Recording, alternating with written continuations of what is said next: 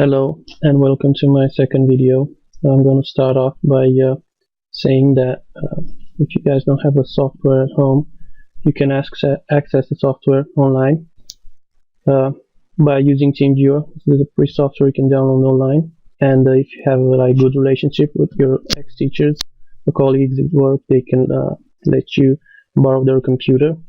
This way you can have access to this kind of software.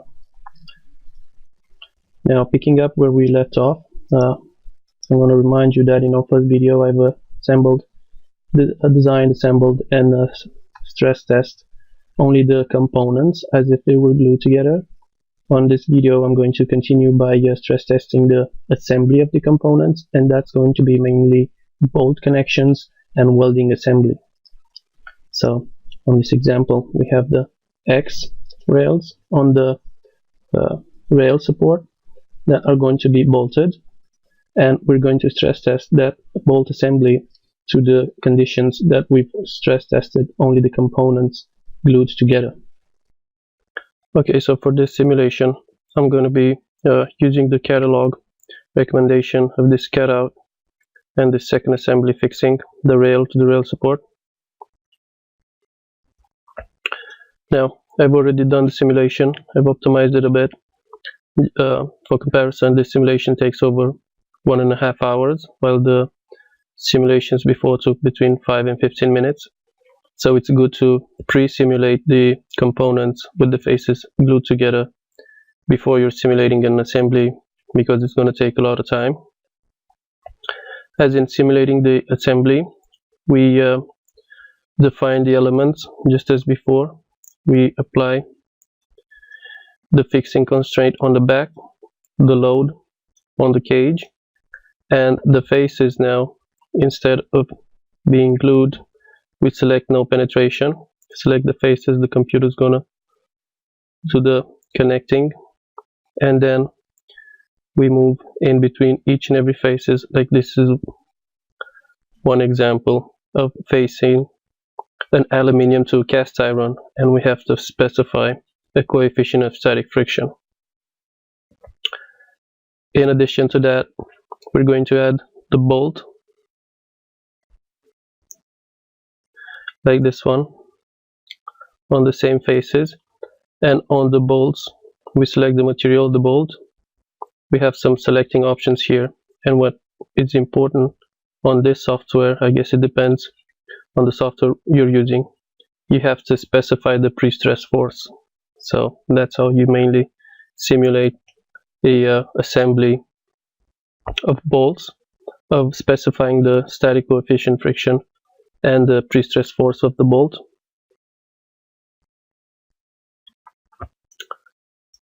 I'm going to explain this assembly of the fixing plate that's sticking to the rail support by bolt assembly, that's sticking to the rail again by bolt assembly, and we have these fixtures on the side that assemble as well to fix the rail in place.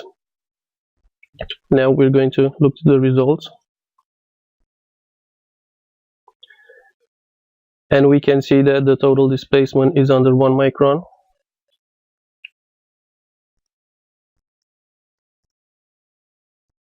And the factor of safety is 68.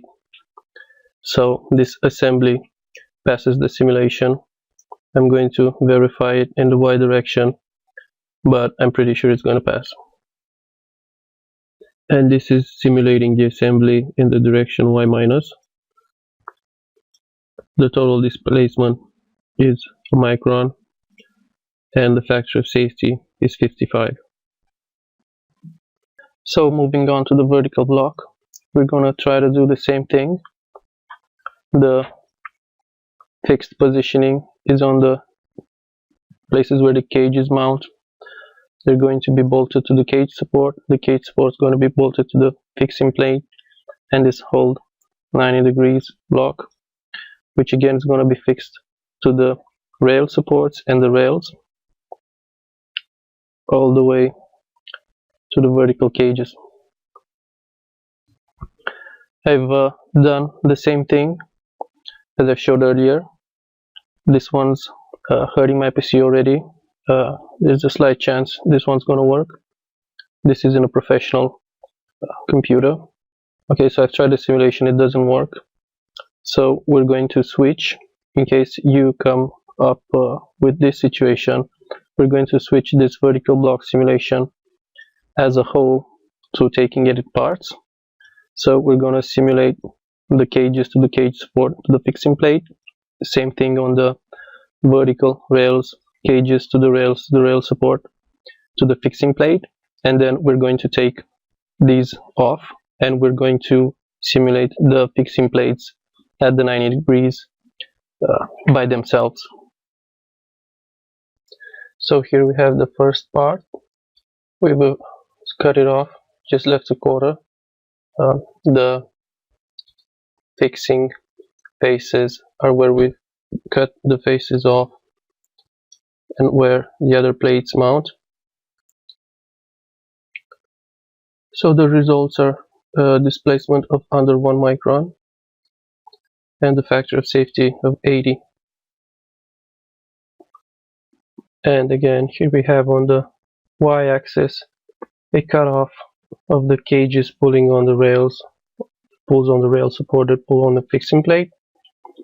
Again, we've applied the fixing constraint where the plates mount and where the plates being cut off. Looking at the results, we have a factor of safety of 115 and a total displacement of under 1 micron. And this is the 90-degree support block simulated as a whole. Again, fixing constraints applied where the other components mount, and the load applied where the cages are going to be at the weakest point here at the top, because it's going to be a twisting effect when the loads apply.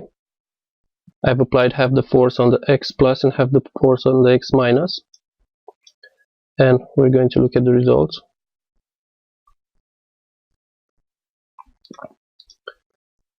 This is something I wanted to show you. It's an animation of the twisting effect. Of course, this is a 10% factor, so that's not how it's going to twist in reality. The actual twisting is going to be a micron total displacement, and the factor of safety is 22.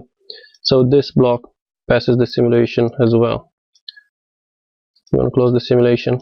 The next simulation is going to be for the same block, but instead of using bolt assembly, I'm going to use welding assembly, because out of cost reasons, this assembly manufactured like this, it's going to be not cost efficient. So in case I want to change my mind and order this as a welded assembly, I'm going to simulate that welding assembly for a different material and different thickness of the material. And here we have the assembly. We have a 10mm thick iron plate with a 3mm welding. Looking at the results, we have a total displacement of 2 microns and a factor of safety of 700. So it looks like the welding is holding better. This is a reasonable option to switch from the bolted assembly to the welding assembly, and the simulation passes. And here we have the y-axis, a cutoff to simulate the bolted assembly, same as before. Fixed constraint where the cutoff's been made. Cage is bolted to the rail support and the fixing plate. I've already done the simulation. Again, looking at the results, we're checking the factor of safety of 128 and a total displacement of under 1 micron. And now the Y block as a whole, we're checking the bolt assembly to the fixing plates and the anti-twisting plates here, all the way to the spindle support. Again, because the calculation was too complex, I had to take the rails off and improvise by applying the fixing constraint here at the weakest point. I've already done the simulations. We're looking at the result. Just so you know, this simulation took over 10 hours, so the more complex the assembly, the longer it takes to solve. And again, we're checking the displacement, total displacement of under 1 micron, and factor of safety of 73. Now we can redo this as a welded assembly, same as before, depending on the necessities. Okay, so by now we have simulated the components and the assembly of the machine, but I want to mention that the FIA tool is only as good as the values that it's been given to calculate. So this is a method of calibrating the FIA tool. So here we're going to reproduce a bending of a given material of a given length, a given thickness, and a given applied load, and we are going to compare the bending and the results from the FIA tool to the bending and the results of this measurement being done for real. So we're going to look at the results, and we see that the total displacement is almost 1/10, 0.1, and if the material would bend differently in real life, then we would go into the material properties and we would modify the yield, ultimate stress, and elasticity so that the bending of the FIA tool is identical to the bending in real life of the sample material. And then we would take those properties and apply them to the material of our whole assembly, and in this way we would know that the whole assembly would perform closer to the given values and the given results of the FIA tool. Now, because I don't have the sample of the material, I can show you that we can check this with standard materials. So we're looking at an M4 screw at the minimum ultimate tensile load, which is around 3500 newtons, and I've simulated this on the thread with the fixing constraint on the head here, and we're checking the results, and we see that the factor of safety is 0.26, so it's pretty close.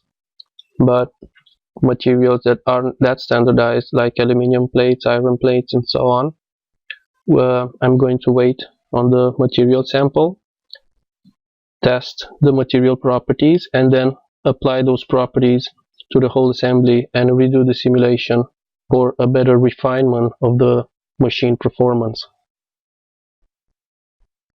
Now we're coming back at our assembly. Make sure to update all of the modifications you've concluded on with the FIA tool into the whole assembly. So we've changed the 90 degrees block to the welding assembly, and I've also moved a step further and sketched out real fast how this assembly is going to fit in the bigger picture, and I'm going to show you about the concrete-like structures that this assembly is going to sit on. Also, I've mentioned this is not just a 3-axis horizontal CNC. It's going to be paired with a turning CNC, and it's going to be fitted with a rotating head. This is the 4th axis,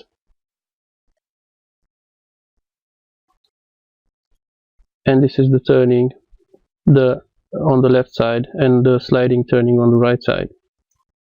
So I'm showing you this because I've simulated this assembly to given values of 2000 newtons on the head here, and I want to explain why. This cutting head has to withstand a 2000 newton force on the insert that sits on the tool, and so on to the whole machine. And because the machine is withstanding the force requirements so well, I've increased the power requirements of the turning spindle here to 4 kilowatts, and for the milling head to 2 kilowatts, and the stepper engines in total should be around 1.5 in total. So the machine would be operating at a maximum of 5.5 kilowatts, which is a big improvement, and also it is a power requirement that can be satisfied with a household power supply. So here we have a quick calculation of the designing parameters. So we're looking for the power of the motor, which is in watts, that translates to newton meters per second, and we have the resisting force stress of the material, that's newton per meter square. We have a cutting profile and a cutting speed that's performed during the operation, and a resulting swarf in meter cubes per second. So the power to cutting relation, we can sketch this as being this first relation here, the newton meters per second that go from the engine as power, that equivalent the newton per meter square resisting stress of the material times the cutting profile and the cutting speed. So we can also see this as newton per meter square resistance of the material times meter cubes per second swarf produced.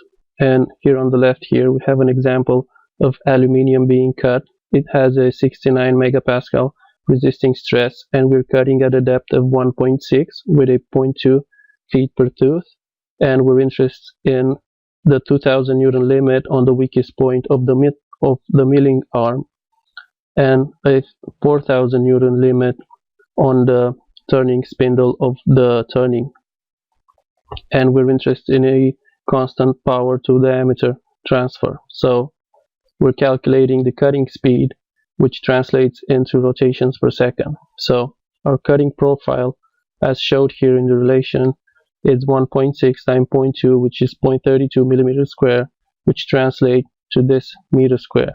So this meter square times the 69 megapascal resisting force is 22.8 newtons.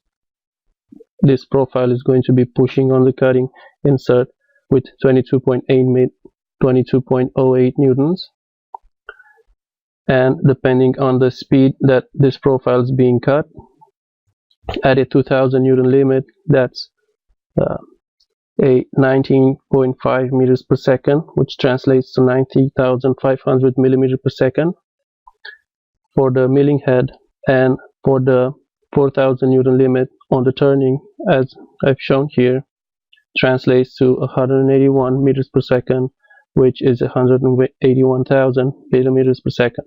Now, what does that translate into as rotation? Well, we have to keep in mind the diameter we're cutting at. So if we have like a 20 millimeter diameter as an example, this is a 62.8 circumference, and this cutting speed of 90,000 translates in 1,400 almost. And this is an example for a 20 millimeter diameter mill, which is used for milling. And for the 4000 newton limit, we have the 181,000 to the 62.8 circumference of the 20 diameter, and translates into 2,800 rotations per second. And this example is for a 20 millimeter diameter material on the turning being cut. Now, if the material on the turning is bigger, like for example a 400 millimeter diameter, which fits in the machine, this 181,000 at the circumference of 1,256 translates into 144 rotations per second. And this is the example for a 400 diameter material being cut on the turning. And here we have a relation of rotation per second by the diameter with a constant 4 kilowatts power. And we have these two examples here of 20 diameter to 400 being a 2,800 turning to 144, which turners are very familiar with. It's called a constant speed. And that means that at a constant revolution, the cutting insert would cut slower while approaching the center. With a constant cutting speed parameter, the revolutions would increase while the cutting insert approaches the center, and so maintains a constant power transfer from the cutting tool to the cutting material. Just to be clear, we have calculated using physics equations and methods of comprehending the force and power that go into the machine. This was a quick estimation, and our results are in rotations per second. The actual rotations at a machine are per minute, so these rotations would be way off of what CNC operators are used to. But that is a good thing, because the machine is withstanding much bigger forces than it's going to be cutting at. We don't want to use the machine at its maximum parameters. Moving on, we have a actual engineering's way of calculating the information I've calculated before. Here we have found online a method of calculating the actual cutting power. So we have a depth of cut of 1.6, a feet per revolution of 0.2, a cutting speed of 120 this time, which is recommended for mild steel, and we have a specific cutting force that engineers calculate. This is by millimeters per revolution. We have a 0.2 feet, which is 3,100 inputted here in the equation. And again, something I didn't account for is the machine efficiency, which is at 0.8 recommended, and our actual cutting power in normal operating parameters would be 2.5 almost kilowatts.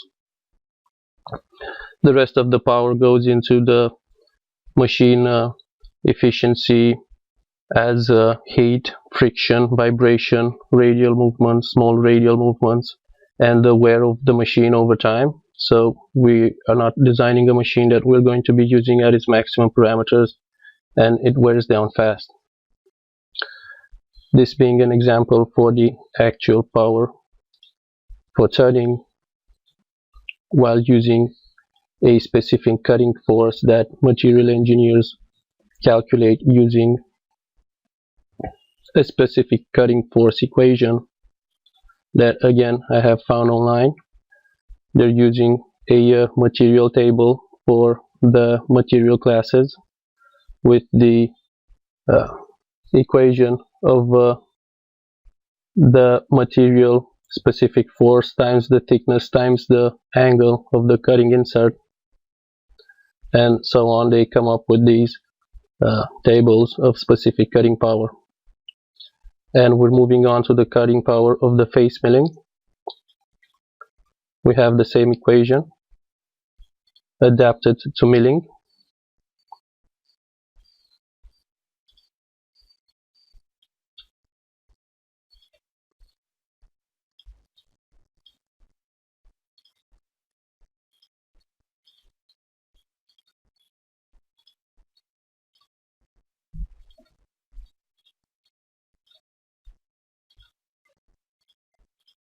And we see that the power required for milling at the same parameters of depth of 1.6, a 20 diameter mill with a 750 minutes per revolution feed, a 3100 megapascal specific force, and a 0.8 efficiency, the power of the cutting would be 1.5.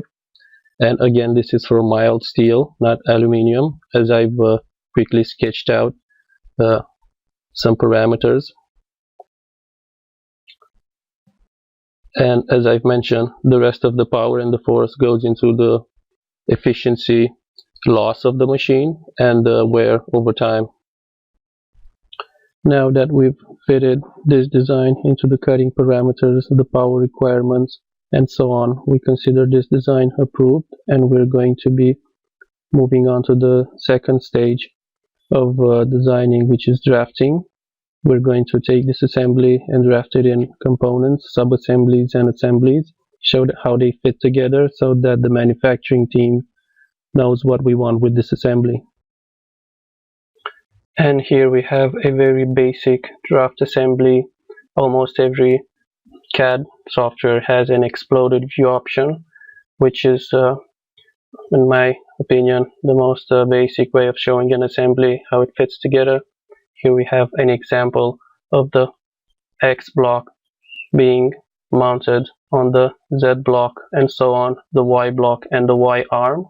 It shows that the cages stick to the cage support, and in this way the assembly is being fitted together. This is a assembly of the whole machine, and it has a parts list so that the assembly team knows which part are we talking about.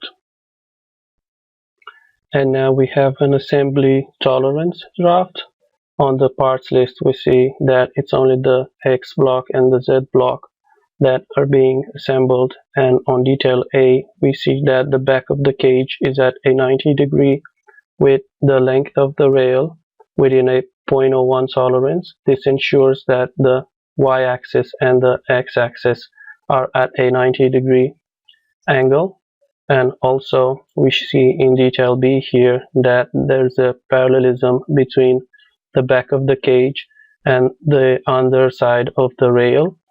This way the rail support and the cage support maintain a parallel plane within a 0.01 tolerance, and this ensures that the z-axis and the x-axis are at a 90° angle.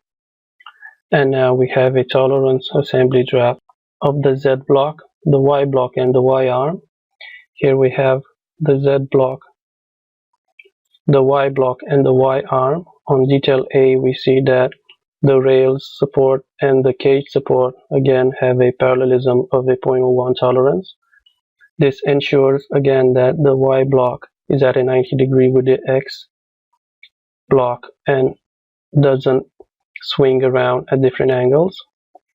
And on detail B here we see that the Y block to the Y arm again have a 0.01 parallelism for the same reason, and in between the Y arm, the Y block and the Z block we have on detail C here a 90° tolerance of a 0.01. Again, this ensures that the Z-axis and the Y-axis are at a 90° and don't swing at different angles. This of course is possible if the subassemblies themselves have the geometrical tolerance fitted at the assembly. So we're going to move on and see the drafts of the subassemblies that we've just talked about in these drafts. And here we have an example of the subassembly block X as it gets assembled. From the parts list we can see that we've only shown one rail and rail support, but we have two rails and rail supports that fit into this assembly. We didn't show that to make the assembly easier to read. We've also went a step further and included the bolts that participate in this assembly. We've only showed one example and the number of the bolts that fit in. To explain this, the rails and the cages stick on the rail support, that stick on the fixing plane. The spherical thread support here with the stepper engine again are assembled on the fixing plate. And this is the assembly tolerance draft. It shows that the rails and the fixing plate have to be at a 0.01 tolerance, and the spherical thread here has a 0.01 parallelism constraint to both of the rails. This ensures that the Z block moves onto parallel lines while being pushed by a third. This geometry ensures that the block X as a whole fits into the bigger assembly that I've shown earlier and maintains the alignment of the x-axis with the z-axis. And this is how the assembly teams knows how to assemble these components into the assembly that the designers require. We're not going to go through all of the sub-assemblies. These are simple assemblies that only have parallel, flatness, and perpendicularity constraints. We are going to move on to the manufacturing team and look at the drafts of the components themselves. And here we have the draft of the fixing plane. We can see that we have a 0.01 flatness condition here on the top where the rail support and the rails mount. This ensures that the rails are not only parallel but they're also collinear and they're not bent. on this 0.01 flatness, the whole Z blocks is going to be mounted, so the perpendicularity of the Z-axis with the X-axis starts here at 8.01 flatness. I've also mentioned that the rails have to be parallel between themselves and with the spherical thread, and we can ensure this by having a 0.01 tolerance between the bolts, the precision bolts that are going to fit the rails parallel, and also this precise positioning of 98 between the rails and the spherical thread support ensure that the rails and the spherical thread are parallel, and together with the 0.01 flatness they're also linear. And here we have the draft of the rail support. We can see here that the geometry I've explained earlier is the same for this draft as well. This side gets assembled on the fixing plane and plate, and it needs a 0.01 flatness tolerance, and this is where the rails get assembled. So this 33.5 plus minus 0.1 tolerance ensures that both the rails are parallel with the fixing plate through the rail support, and this side here also needs a 0.01 flatness so that the rails not only bend in this way on the X direction but don't bend in this way on the Y direction. I'm not gonna go through explaining the drafts of all the components that fit into this assembly. It's basically the same flatness, perpendicularity, and parallelism to maintain the machine within operating the X, Z, and Y plane at a 0.001 tolerance. I'm going to move on and explain the manufacturing process itself. I'm going to explain about professional CNCs real quick. On the right here we have an example of a 3-axis vertical CNCs. Similar to the CNC that I've designed, the difference is that it has a professional build with dedicated materials and alloys. The components are manufactured by casting, hardening, coating. Also, the electronics are of a higher power and higher precision.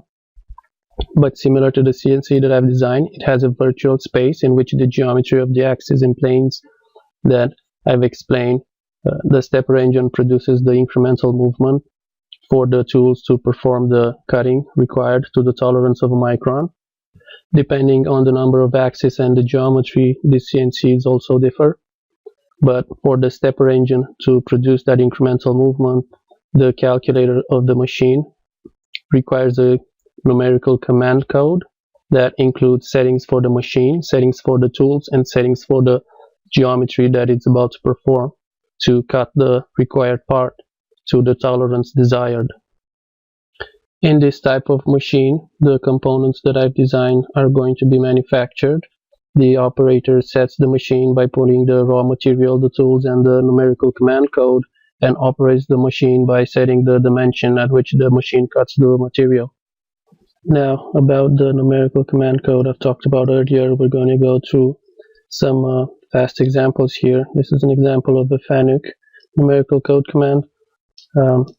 What it says is that this 00001 is the number of the program, so the machine knows which program to read. This parentheses are just text for the operator. I've mentioned about settings for the machine. This G0 is a rapid movement, G40 cancels, compensation for diameter, G80 cancels, drilling cycle, G90 is an absolute positioning, G94 is a millimeter per minute for the feed of the machine. This G9128Z0 sets the tool all the way up in the machine origin. The first operation that we're performing here is cutting this underside, straightening out the back. This is done with a face mill that has no compensation in the program. This mill has a 45 diameter and a length 20. So we're giving this tool the position 10 in the tool table, and M6 calls it out. 90 and 54 tell that there's an absolute positioning from the 54. This is the origin of the part. For example, we see here the dimension starting from a corner. This is the origin of the part. Now the positioning of the tool is going to be 50 millimeters left of the origin and 20 millimeter down. The spindle is going to rotate at 1000 revolutions per second, and it's going to do them in clockwise direction because of this M3 here. G43 compensates the length of the tool, which the machine is going to read from the tool table. That's written down under H10, and the tool is going to drop down to Z50, and the coolant is going to start. Now it's going to drop down again to Z5, and it's going to start performing the roughing cutting at Z0.2 to leave for some allowance for the finishing. The feed is going to be 500, and the tool is going to go left on the x-axis this way to the length of 1150. Then it's going to drop down to Z0, reduce the feed for finishing, and go all the way to the left this time. I'm sorry, this one was right. The tool is going to go right for the roughing and come down left for the finishing. It's going to raise up at Z5, and it's going to go all the way up into the machine origin with G53 here. This M9 tells the coolant to stop. This M5 tells the spindle to stop. This M1 tells that this cycle is over, and this M30 tells that the whole program is over. Now, after we've flattened out the back here with the first operation, we're going to repeat that for this side here, straighten out this side, and we're going to move to the second operation. The operator is going to turn the part with this side facing up now, and we're going to perform drilling cycles. First, a facing, it's going to straight out this face. We've explained it earlier. And now for this M4 holes here, we're going to start with a center drilling cycle. This is tool 1 getting called out, the same absolute positioning with the part origin. The first coordinates of the hole 70 and 28.5, 70 on the X, 28.5 on the Y. The spindle speeds at 2000 revolution in the clockwise direction. It compensates the length of the tool. The coolant starts, drops down to Z2, and this G98 here tells the tool that after every center drilling, the tool is going to lift up to the previous Z.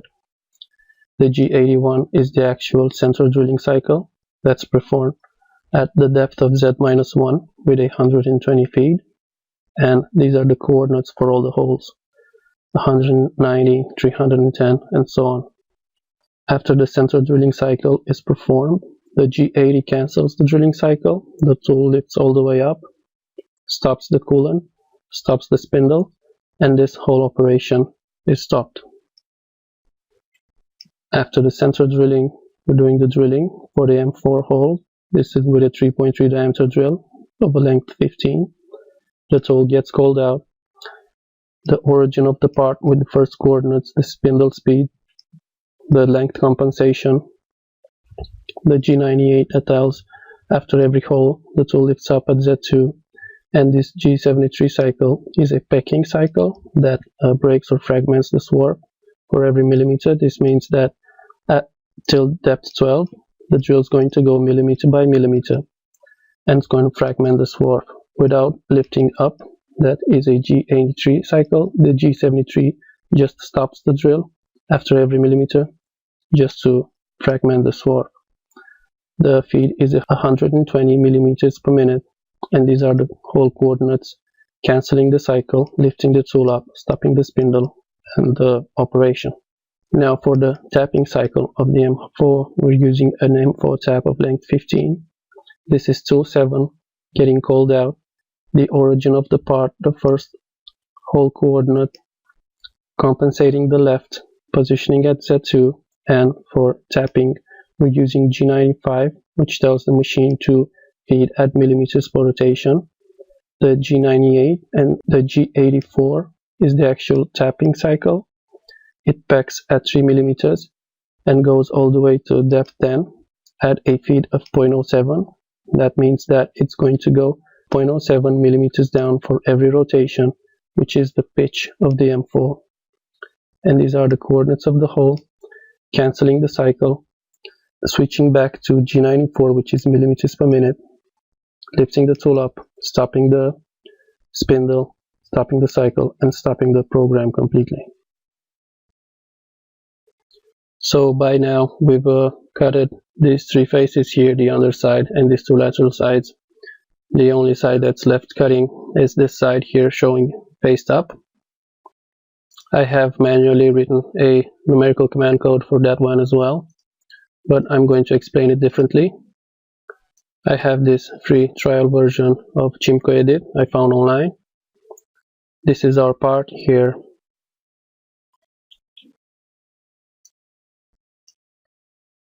And this is the roughing I've explained, going all the way to the right at a 0.2 allowance for the finishing, dropping down at Z0 and performing the finishing all the way to the left.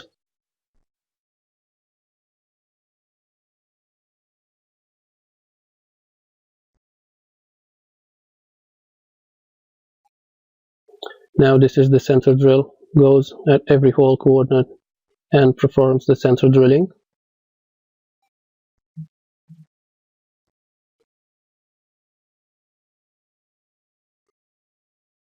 And now the drill is going to go at every hole and perform the drilling.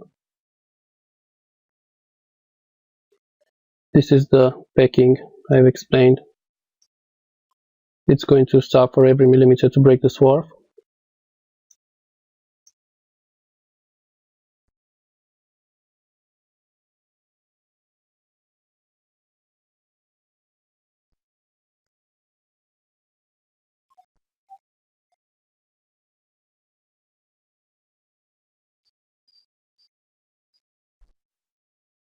Now this mill gonna come and compensate this diameter to perform the margin here with a G41 code.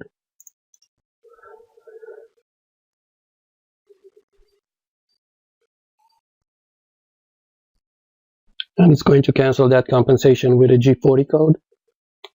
Now the finishing mill is going to come and do the same.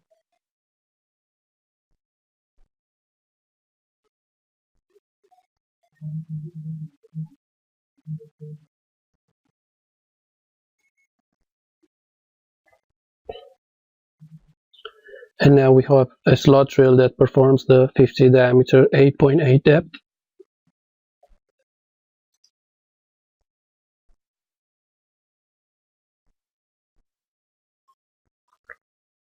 And a center drill that performs the center drilling for the M5 thread.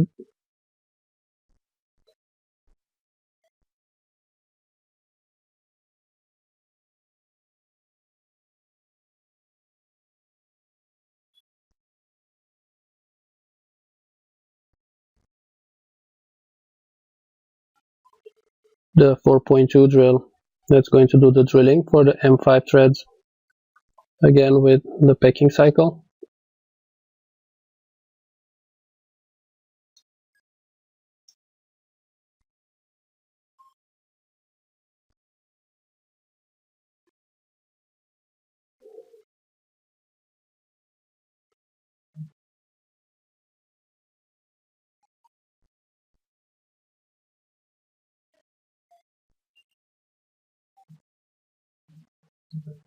And the M5 tab that goes in the hole clockwise and comes out counterclockwise so that it leaves the thread on the inside of the hole.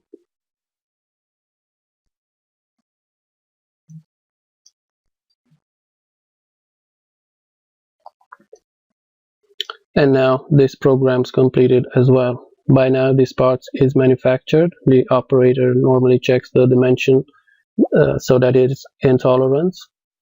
And this job's completed.